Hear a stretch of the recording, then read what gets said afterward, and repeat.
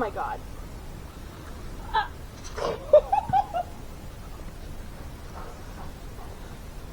That was better.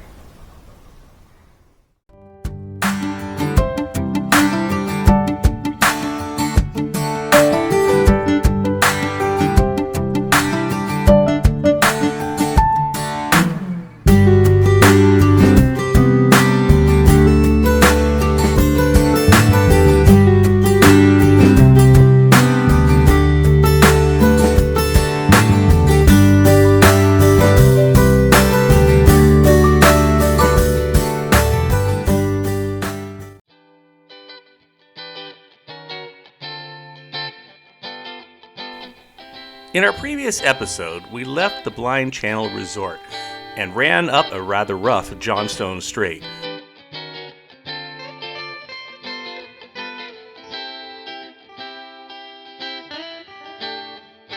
Where we found refuge at the government dock at Port Neville.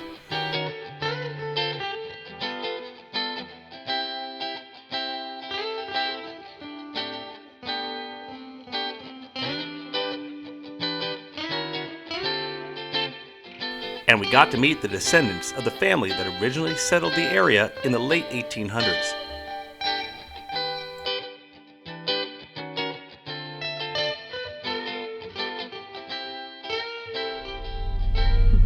Good morning.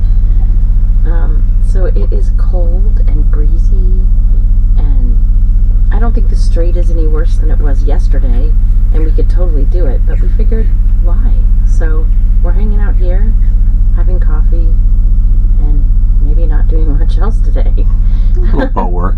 Yeah, and there's this nice, like sandy beach that goes all around this little point, that I think we'll put on some boots and go explore.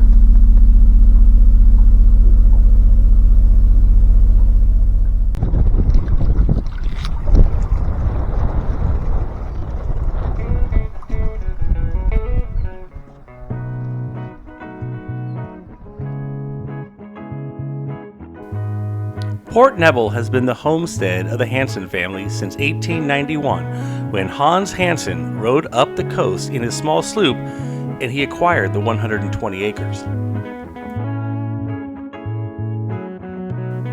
In 1928, the government wharf was built, and for decades it was a very popular spot with commercial fishermen that were trying to get off the strait from heavy weather and to repair their nets and their boats. The main building was the store and post office, and now one section is an art gallery where the family sells their art for 1 week in August.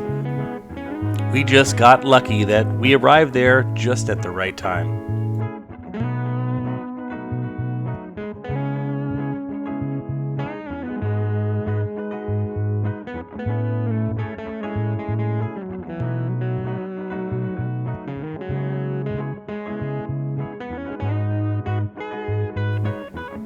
The rest of the building is a museum of sort, mainly a place where things collected over the years, but still a museum nonetheless.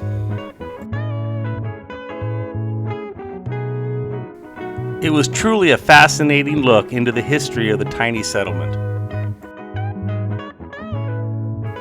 as well as the history of the Hansen family themselves.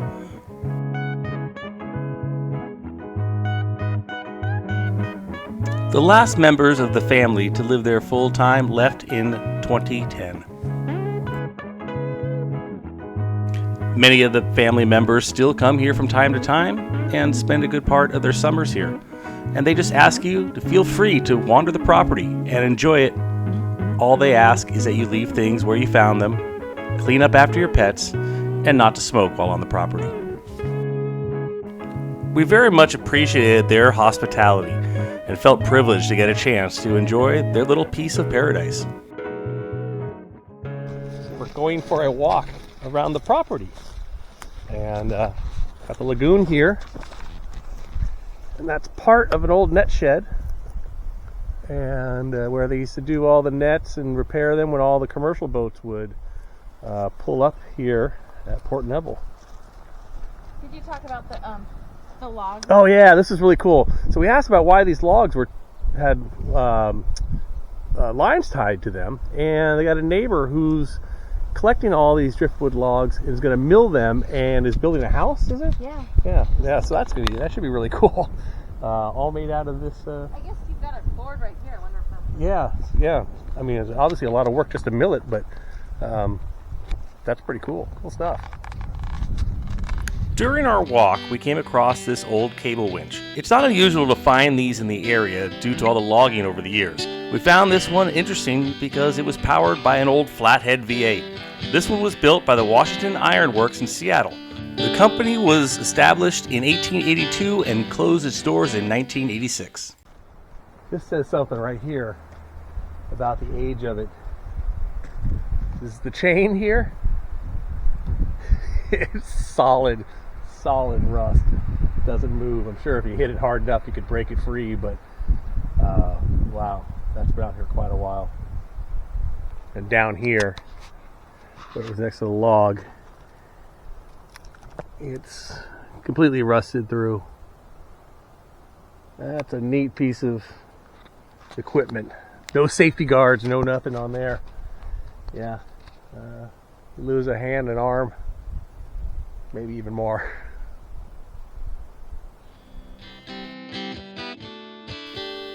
It was a nice, relaxing way to spend a breezy afternoon.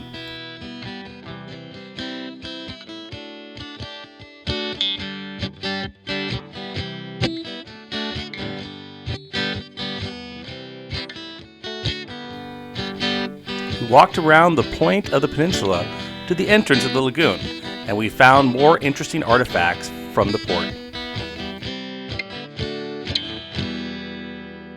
That looks like a rail system here. Probably pulled boats out right along here.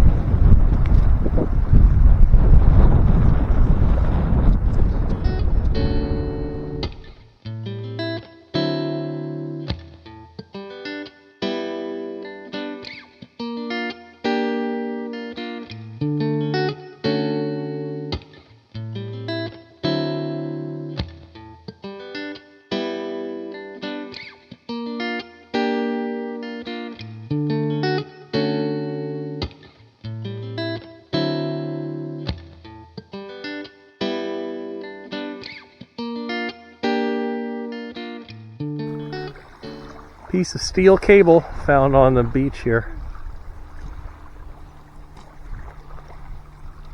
Gotta wonder how old it is and how much work it did in its day.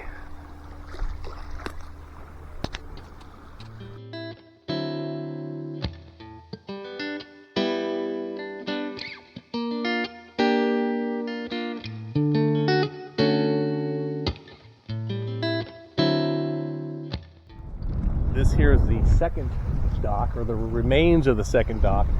That was where all the commercial boats would come and hide out from storms and such and repair their nets and the rest. So out here one time would have been dozens of commercial boats all tied up together.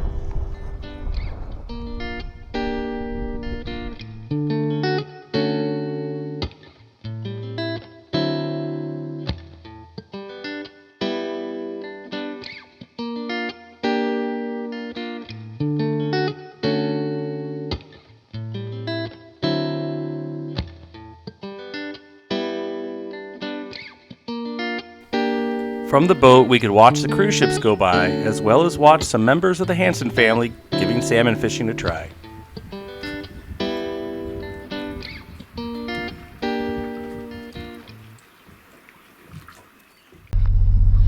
Okay, dinner time at the government dock at Port Neville. We have chicken cordon bleu and salad. Very simple. And yeah, cool place, huh? It's really, really... one of the coolest things is meeting the people in all of these places and hearing their stories. Yeah, they were really interesting and neat people. Yep.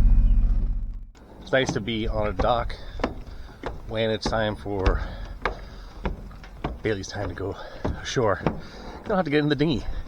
And, the weather's not perfect, so it wouldn't be as fun in a dinghy. So, yeah, this is a really nice spot. What a find.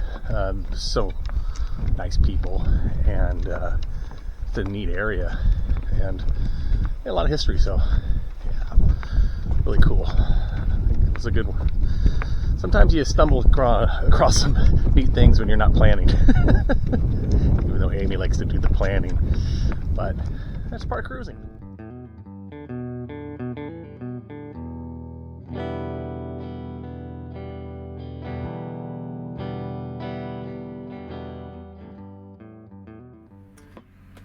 So greetings from Port Neville. We're about ready to leave after a 2-day stay. It was nice. It was a really cool find. Yeah, well, you'll see in the video, or have seen in the video. Just a real historic place. A lot of the time we had the place pretty much to ourselves. It was a great place to land the dog, so she can go potty really easily. But it was, we were, had some big blows during the night, the first night here especially. Yeah, I was glad to be on a dock and not on anchor. Yeah, so. One less thing to have to worry about. Although the depths would have been fine for us. Yeah. You could anchor almost anywhere in here and not be anywhere near too deep, even with a limited amount of chain. But yeah, it was a really neat place, and just I really kind of found it on a whim in a way. Yeah, we weren't planning on it and didn't know a whole lot about it, so it was really cool. So yep, we're gonna pull out of here and head to Lagoon Cove. So about a couple hour run, so not too far, and check out there. Overcast still, and the weather's sure different up here. Yeah, definitely. I actually spent a nice rest from the heat we've had for most of the trip. So I actually have sweats on this morning, and we'll see how once we get a little inland, and probably get a little warmer. But yeah. I know. I would like to have the cloud cover go away for a couple of nights because people are seeing the aurora borealis, and I'm a little jealous. Oh, and there's also the meteor shower too. Yes. But yeah, exactly. So yeah, so here we go. All right. As we were preparing to leave, we had someone come down the ramp to wish us bon voyage. It was a marmot, and though we only got to know him for a short time, we named him Alan.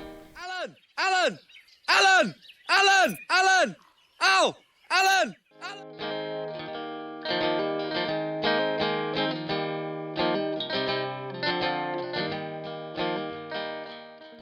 This is so much nicer today.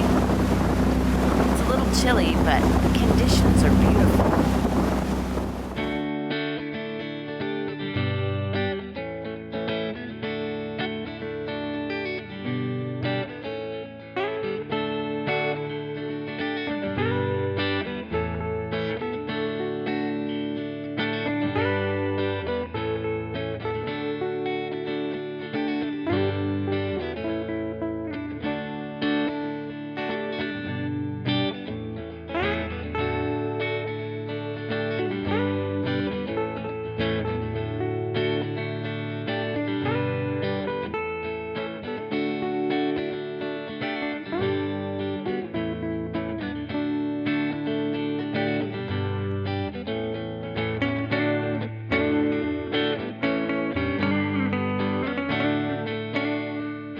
Well, it's a very easy run up Johnstone Strait as compared to the other day. Really relaxing, and now we're inside. It's even nicer. Yeah, really nice views. And yeah, I'm gonna turn the corner up here, and got another about an hour or so to get to Lagoon Cove. So get to check that out. On our route to Lagoon Cove, we transited through Chatham Channel. The channel includes one section with range markers to keep you out of the shallows. So keep an eye out for them.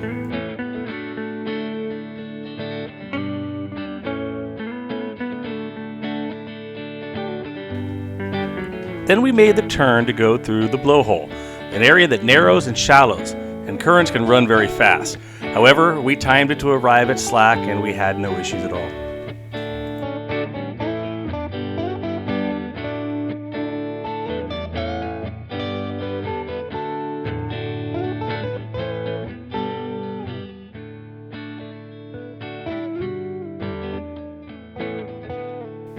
When we arrived, there was plenty of room on the docks, and the staff was out there to greet us and were very helpful and friendly.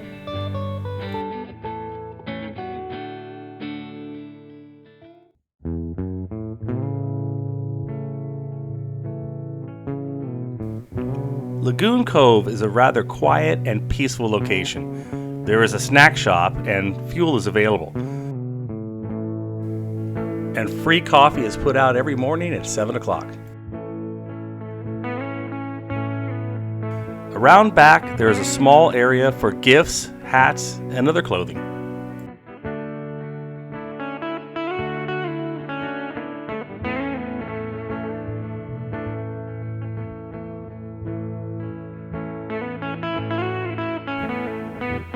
The area has several well-marked trails of different lengths and difficulty. But first we had to check out all the old equipment. We chose the trail out to the blowhole. For the most part, the trail is quite easy, but there are a few spots of some steep climbs. And Amy wasn't too much of a fan of that.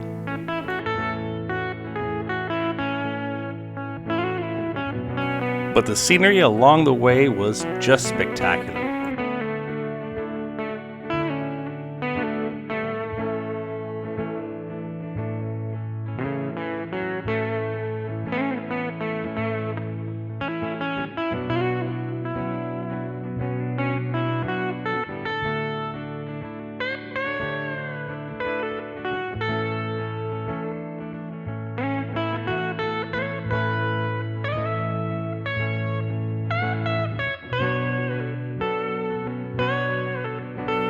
And then we made it out to the blowhole.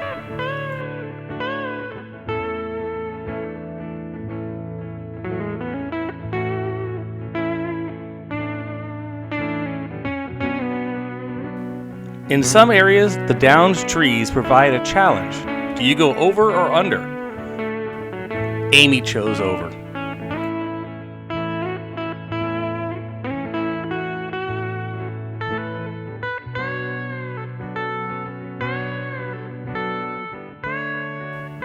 There is also one steep hill where they provide a rope to help you get up and down.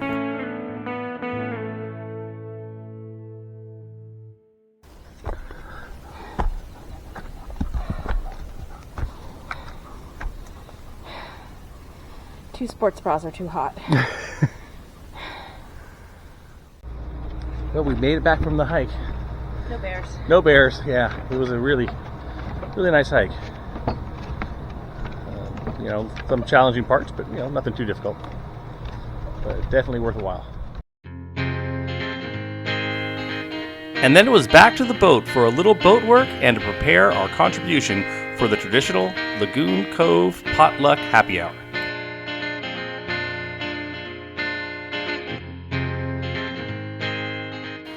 Hey, look. Mike's pulling the fridge out again. Yeah. Well, it's still on and still full of food. But, so, basically, it's been working okay. It's a Norcold, not happy with this one, never have been. This is the second one that's been on the boat. It's actually, the first one lasted about 10 years and just stopped working. And I was going to get it fixed and talk to the dealers and stuff, and they were like, nah, it's not worth fixing. Put this one in, it's louder. It hasn't been too bad, but right off the bat it was louder than the other ones. Cycles a lot.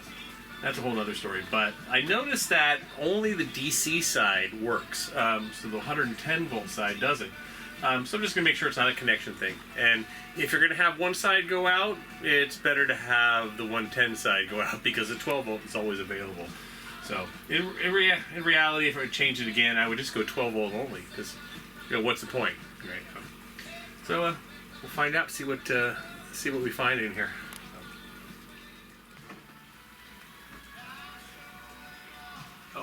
Comfy with the new bedroom?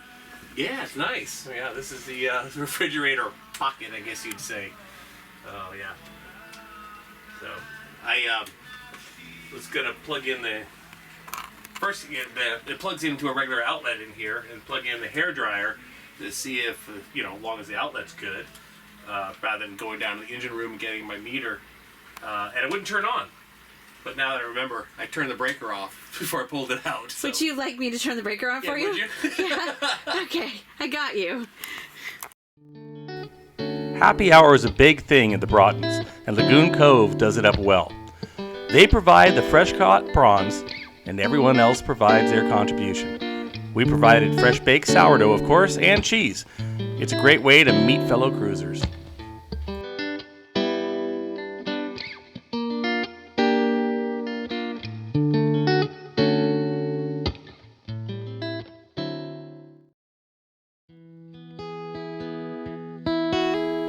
Join us in our next episode when we leave Lagoon Cove and cruise to the Goat Islands on Crease Island.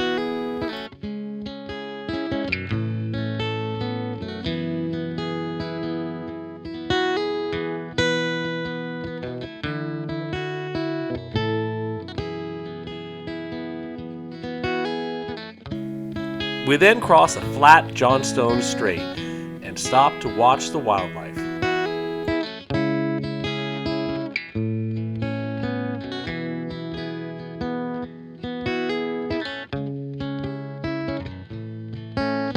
And finally, we arrive at Port McNeil